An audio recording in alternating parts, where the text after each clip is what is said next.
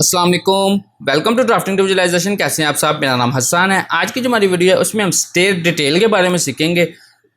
बहुत important topic है। इसमें बहुत से लोग स्टेयर बनाते वक्त गलतियां भी बहुत करते हैं और बिल्कुल बेसिक लेवल से मैं शुरू करूंगा। ये हमारी वीडियो का पार्ट 1 है। इस वीडियो में जो है मैं आपको स्टेयर की टाइप्स के बारे में बताऊँगा, इसके टेक्निकल टर्म्स मतलब कि स्टेयर के पार्ट्स के बारे में बताऊँगा। नंबर 3 में मैं इसके स्टैंडर्ड साइजेज़ के बारे में बताऊँगा कि किस चीज़ का क्या स्टैंडर्ड साइज है, थ्रेड का, राइजर का, इसकी विड्थ कितनी होनी चाहिए, स्टैंडर्ड साइजेस क्या होते हैं। नंबर 4 पे मैं इसको बताऊंगा कि हम स्टेप्स किस तरह से कैलकुलेट करते हैं, मतलब ग्राउंड से फर्स्ट तक पहुंचने के लिए हमें कितने स्टेप्स चाहिए स्टैंडर्ड, जो हम इजीली ग्राउंड से फर्स्ट तक पहुंच सकें।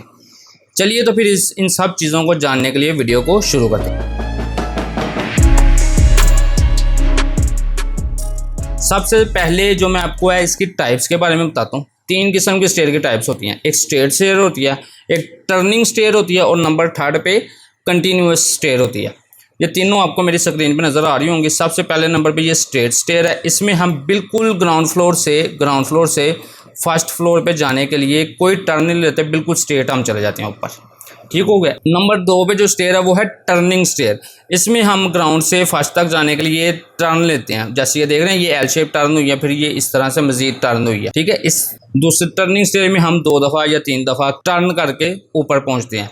और नंबर 3 पे कंटिन्यूस स्टेयर होती है। इसमें हम बिल्कुल स्टेप्स चढ़ते जाते हैं, थोड़ी सी कर्व होती है, पर इसमें हमारे पास लैंडिंग कोई नहीं होती, मतलब कि हम मुड़ते नहीं हैं, कंटिन्यूसली रुकते नहीं हैं किसी जगह पे जाके, कंटिन्यूसली चढ़ते जाते हैं। ठीक है। अब इन स्टेयर्स की भी आगे से टाइप है। स्ट्रेट स्टेयर की भी 2 टाइप्स हैं। एक तो ये इसी तरह बिल्कुल सीधी चढ़ जाती है, एक में यहाँ से ऐसे ऊपर चढ़ रहे हैं, कुछ एक रेस्ट एरिया आएगा, लैंडिंग आएगी, उसके बाद फिर मजीद हम ऊपर चले जाएंगे।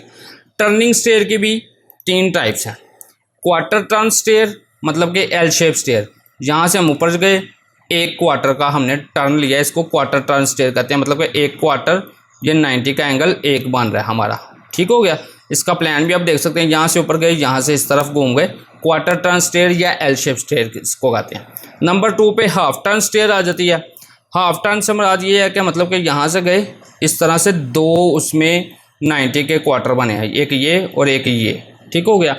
और इसकी भी आगे से 2 टाइप्स हैं। एक डॉग लेग स्टेयर्स होगी और एक ओपन न्यूवेल स्टेयर होगी। डॉग लेग से मुराद ये है कि मतलब कि यहाँ से ऐसे ऊपर चढ़े, यहाँ से फिर मजीद ऊपर चढ़े, 2 फ्लाइट्स के दरमियान में कोई फासला नहीं होता, बिल्कुल एजेस साथ जुड़े होते हैं। जैसे डॉग बैठा हो ना अपनी स्टैंडिंग पोजीशन में, उसकी टांगें इस तरह से बिल्कुल आपस में जुड़ी होती हैं, इसलिए हमको इसको डॉग लेग स्टेयर कहते हैं।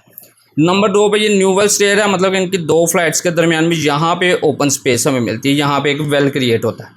ये 2 टाइप थी। नंबर 3 पे टर्निंग स्टेयर की जो टाइप है वो है 3 क्वार्टर स्टेयर। इसमें हम 3 दफ़ा टर्न करते हैं। यहाँ से ऊपर गए, ये पहला टर्न हमने ले लिया, फिर ये दूसरा टर्न लिया, फिर यहाँ से मजीद इस तरफ को हम ऊपर आए, इसको हम 3 क्वार्टर स्टेयर्स कहते हैं। इसमें 3 एंगल बनते हैं हमारे पास। यहाँ से इस तरह गए, ये देख रहे हैं, एक 90 का एंगल ये बन रहा है, 1 क्वार्टर ये बन रहा है और 1 क्वार्टर ये बन रहा है। इसको हम 3 क्वार्टर स्टेयर बोलते हैं। इसी तरह आप कंटिन्यूस स्टेयर की भी 2 टाइप्स हैं। एक में तो बिल्कुल इसी तरह इसको कर्व स्टेयर बोल सकते हैं या वी कर्व स्टेयर बोल कर सकते हैं, और दूसरा स्पाइरल स्टेयर्स होती हैं। इस तरह से हम गए ऊपर, मतलब कि इनमें हमारे पास लैंडिंग कोई नहीं होती, रुकने की जगह कोई नहीं होती, बिल्कुल हम कंटिन्यूसली ऊपर चढ़ रहे हैं। अब आगे चलते हैं हम स्टेयर के पार्ट्स की तरफ। सबसे पहले नंबर पे आ जाता है ट्रेड। ट्रेड किस चीज़ को बोलते हैं? जिसके ऊपर हम horizontal portion of a step, जिसके ऊपर हम पाँव रखते हैं। जैसे कि ये वाला एरिया जो है ना हमारा ट्रेड है, जिसको मैंने हाईलाइट किया। मैं दोबारा से एक और ट्रेड बताता हूँ। ये जो एरिया, ये यहाँ से ये वाला एरिया जिसको मैंने हाईलाइट कर दिया, इसको हम ट्रेड बोलते हैं। जिसके ऊपर हम पाँव रखते हैं उसको हम ट्रेड बोलते हैं। ठीक हो गया। ये वाला एरिया, ये यहाँ से इतने एरिया को हम ट्रेड बोलते हैं। अब उससे आगे चलते हैं riser. Vertical portion of a step, उसको हम राइजर बोलते हैं। वर्टिकल पोर्शन क्या है? ये हमारा हॉरिजॉन्टल पोर्शन था जिसके ऊपर हम पाँव रखते हैं। जो हमारे स्टेप की हाइट होती है, यहाँ से लेके यहाँ तक का फासला, इस एरिया को हम राइजर बोलते हैं। ठीक हो गया। अब आगे चलते हैं तीसरे नंबर पे स्टेप। एक ट्रेड, ये ट्रेड और ये राइजर मिलके एक स्टेप बनाते हैं। यहाँ पे एक त्रिकोण बन गई, इसको हम एक स्टेप बोलते हैं। इसी तरह ये दूसरी त्रिकोण बन गई, ये दूसरा स्टेप हो गया, तीसरी त्रिकोण बन गई, तीसरा स्टेप हो गया। ठीक है, राइजर और स्टेप मिलके एक, और राइजर और ट्रेड मिलके एक स्टेप बनाते हैं। उसके बाद नंबर 4 पे आ जाता है फ्लाइट। किसको कहते हैं? फ्लाइट कहते हैं हम अनब्रोकन सीरीज ऑफ स्टेप्स, मतलब कि स्टेप्स चढ़ते जा रहे हैं, उनके दरमियान में किसी किस्म का कोई ब्रेक या कोई लैंडिंग नहीं है, उसको हम एक फ्लाइट बोलते हैं। जैसे ये स्टेयर आपको स्क्रीन पर नजर आ रही है, इसमें 2 फ्लाइट्स हैं, यहाँ से लेके यहाँ तक हम कंटिन्यूसली चढ़ते जा रहे हैं, एक फ़्लाइट हो गई। फिर आगे ये लैंडिंग आ गई, यहाँ से फिर हम कंटिन्यूसली चढ़ते जा रहे हैं, ये दूसरी फ़्लाइट हो गई। इस एरिया को हम फ्लाइट बोलते हैं, unbroken series of steps. Number 5 पे आ जाता है हमारी लैंडिंग। लैंडिंग हम उस एरिया को कहते हैं, मतलब कि एक 2 फ्लाइट्स के दरमियान अगर रुकने की जगह हो, उसको हम लैंडिंग कहते हैं। ये एक स्ट्रेट प्लेटफॉर्म हम बना देते हैं। इसके 2 पर्पज़ होते हैं। एक तो मतलब कि स्टेयर को टर्न करने के लिए लैंडिंग बनाई जाती है। यहाँ से हम ऊपर गए, अब इस तरफ को हमने टर्न करना है, तो यहाँ पे हमारी लैंडिंग बन गई। एक पर्पज़ ये है कि स्टेयर का टर्निंग पॉइंट हो गया। नंबर 2 पे पर्पज़ ये है कि कोई एजिड पर्सन हो, उन्हें सीढ़ियों चढ़ने में मुश्किल हो, मतलब कि यहाँ से स्टेप चढ़ के गए, बंदा थक जाता है, तो यहाँ जाके रेस्ट किया जा सकता है, मतलब कि यहाँ पे जाके खड़े हो सकते हैं।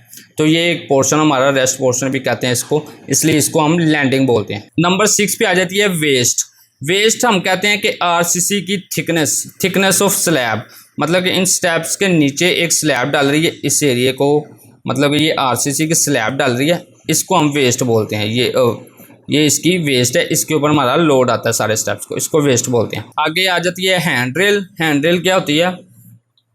रेलिंग जो लगी होती है उसको हम हैंड रेल बोलते हैं, ताकि हाथ में पकड़ के ऊपर चढ़ा जा सकते हैं, इसको हैंड रेल बोलते हैं। और ब्लस्टर्स किसको कहते हैं? हैंड रेल के साथ वर्टिकल पोजीशन में स्पोर्ट्स को कनेक्ट किया जाता है, इनको हम ब्लस्टर्स बोलते हैं। उसके बाद आ जाता है नोजिंग। हम अपने ट्रेड को थोड़ा सा आगे बढ़ाते हैं ताकि ये खूबसूरत भी लगे, और इसको आगे से राउंड कर लेते हैं, इस एरिया को हम नोजिंग बोलते हैं। राउंड इसलिए करते हैं ताकि इसके एजेस शार्प ना हो और टूट ना सकें कोई चीज़ लगने से, राउंड इसलिए कर लेते हैं हम। ये थे स्टेयर के पार्ट्स। अब चलते हैं इसके स्टैंडर्ड साइजेस क्या होने चाहिए। स्टैंडर्ड साइजेस में सबसे पहले आप मैं इसकी विड्थ बता दूं क्या होनी चाहिए। अगर घर है 5 मरले का छोटा घर है हमारा, तो हमारी मिनिमम विड्थ होनी चाहिए 3.5 फुट। अगर 10 मरले का घर है तो हम 4 फुट रखते हैं, और अगर 1 कनाल का घर है 4.5 फुट रखते हैं स्टैंडर्ड, और अगर इससे बड़ा घर है तो हम 5 फुट, 5.5 और 6 फुट तक भी जा सकते हैं। कमर्शियल बिल्डिंग जैसे हॉस्पिटल, मॉस्क वगैरह हो गई, रेलवे स्टेशन हो गया, हॉस्पिटल हो गया, इनमें हम जो विड्थ होती है वो 6 फुट तक रखते हैं। विड्थ कहते हैं किसको? मतलब कि स्टेप की चौड़ाई को, यहाँ से लेकर यहाँ तक कितनी चौड़ाई होगी, ताकि ज़्यादा लोग अगर आ जा रहे हैं, बहुत ज़्यादा इस्तेमाल है, तो हम विड्थ ज़्यादा रखते हैं।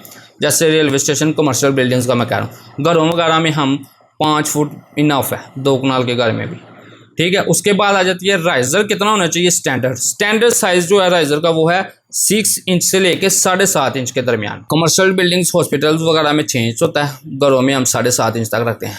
इससे ज़्यादा करने का नुकसान ये है, सपोज कर लें ये हमारी स्लोप बन रही है सीढ़ियों की, क्योंकि राइजर जितना मतलब स्टैंडर्ड होगा उसकी स्लोप ठीक बनेगी। अगर राइजर बढ़ाएंगे तो उसकी स्लोप इस तरह से चेंज हो जाएगी, और इस स्लोप पे चढ़ना ज़्यादा मुश्किल होता है स्टेप्स पे। अगर 6 इंच रखेंगे तो हमें इजीली चढ़ सकते हैं। हॉस्पिटल्स वगैरह में हम 6 इंच रखते हैं, घरों में हम 7.5 इंच राइजर रखते हैं।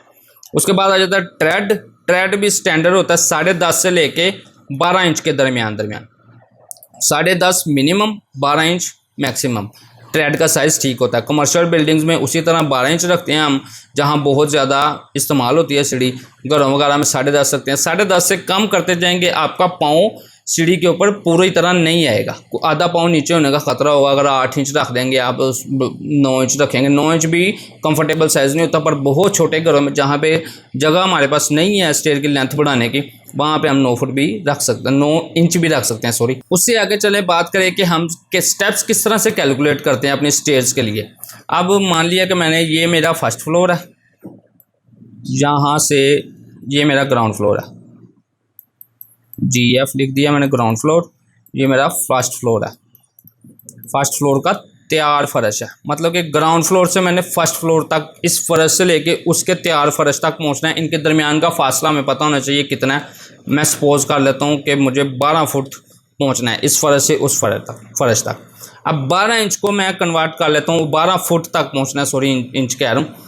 इस फर्श से उस फर्श तक का फासला जो है मेरा 12 फुट है। 12 फुट को मैं कन्वर्ट कर लेता हूँ इंचज़ में। पहले इंचज़ में किस तरह से कन्वर्ट करना, 12 × 12 1 फुट में 12 इंच होते हैं, 12 को 12 से ज़रब दे दी, मेरे इंचज़ में कन्वर्ट हो गए। अब मुझे पता है मेरा राइज़र का स्टैंडर्ड साइज़ होता है, अगर मैं घर के लिए बना रहा हूँ तो मैं 7.5 रखूँगा, अगर मैं कमर्शियल के लिए बना रहा हूँ तो मैं 6 इंच रखूँगा। तो इसको मैं अगर मैं कमर्शियल के लिए चाह रहा हूँ तो मैं इस 12 फुट को पहले मैंने इंचज़ में कन्वर्ट कर लिया, 144 आ गया, उसको मैंने डिवाइड कर दिया 6 के साथ, तो मेरे 24 स्टेप्स बनेंगे 12 फुट पहुंचने के लिए हॉस्पिटल वगैरह में, कमर्शियल बिल्डिंग्स में। अगर मैं इसी को 144 डिवाइडेड बाय 7.5 करूं तो मेरे 19.2 स्टेप्स बनेंगे 7.5 इंच राइज़र के हिसाब से। तो मेरे स्टेप्स कम हो गए, राइज़र मैंने बढ़ाया, स्टेप्स कम हो गए, 7.5 इंच के हिसाब से 19.2 का मतलब है 20 स्टेप्स में बनाऊंगा। 20 स्टेप्स कैसे, 144 डिवाइडेड बाय, अगर मैं 20 से करता हूं तो मेरा राइज़र, एग्जैक्ट राइज़र आ गया 7.2। अगर मैं 19 से करता तो ये मेरा 7.5 इंच से ज़्यादा होने जाना था राइज़र। अब 144 डिवाइडेड बाय 19 करता हूँ तो 7.57 आ रहा है, 7.5 की वैल्यू से वैल्यू बढ़ गई। चल सकते हैं आप 12 फुट के लिए हम 7.5 मतलब के 19 स्टेप्स भी बना सकते हैं, कोई इतनी बड़ी वैल्यू का फ़र्क नहीं है, बट 20 स्टेप ज़्यादा बेहतर है। आज की वीडियो में बस इतना ही था। आई होप वीडियो आपको पसंद आई होगी, वीडियो से आपको कुछ ना कुछ फ़ायदा हुआ होगा। ये वीडियो का पार्ट 1 था। पार्ट 2 में मैं आपको इसका प्लान बनाना सिखाऊंगा और इसका सेक्शन काटना सिखाऊंगा, और इसके अलावा और भी बहुत सी चीज़ें होंगी वो भी सिखाऊंगा स्टेयर के बारे में। वीडियो पसंद आई है तो लाइक करें, शेयर करें और दूसरे लोगों तक लाजमी शेयर कीजिए इसको, ताकि और लोगों का भी फ़ायदा हो सके। और इसके अलावा मिलते हैं आपसे अगले वीडियो में। अपना बहुत सारा ख्याल रखिएगा। अल्लाह हाफिज़।